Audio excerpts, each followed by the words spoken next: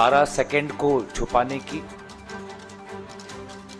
वो 12 सेकंड अब भारत के लोगों में समा चुका है, उसको वो मिटा नहीं सकते। और ये 12 सेकंड उन पर आने वाले दिनों में बहुत भारी पड़ने वाली है। तो बाकी सब चीज़ें आदरणीय प्रमोद तिवारी जी ने इस वक्त कही है। अगर मैं संक्षेप में कहूं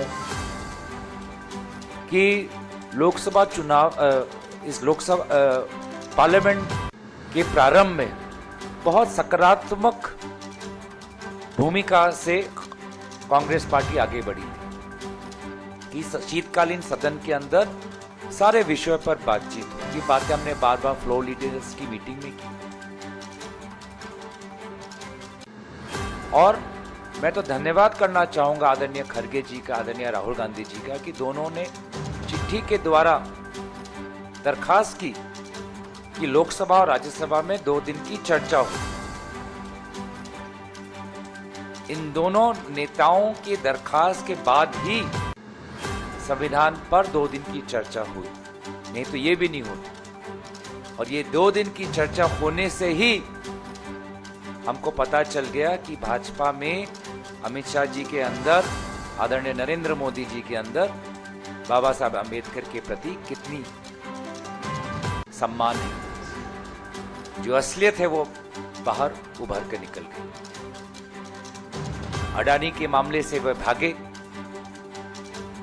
मणिपुर को लेकर प्रधानमंत्री मोदी जी ने अपने 2 घंटे के भाषण में कुछ कहा नहीं।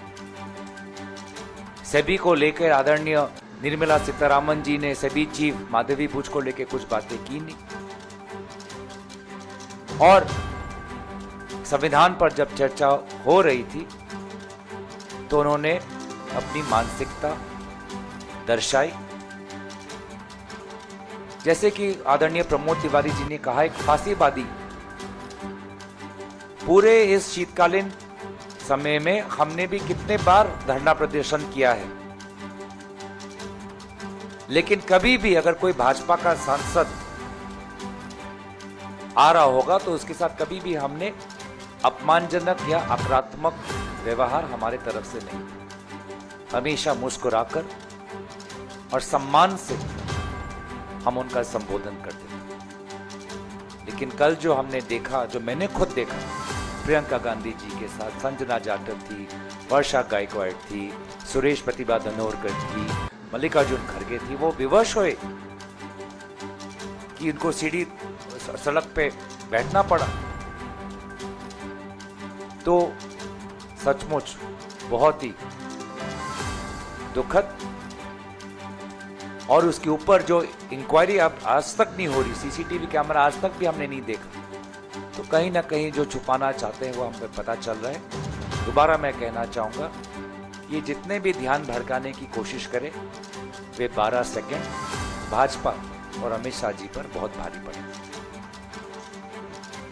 हमारी बस यही, जो मैं अंत में मांग यही है, हम we are always saying that Home Minister should resign, apologize for hurting the sentiments of so many Indians who hold Dr. Baba Saheb Ambedkar and the Indian Constitution in high regard.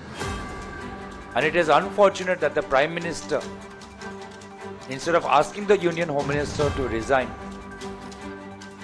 instead of asking the Union Home Minister to apologize, the Prime Minister is supporting the Union Home Minister.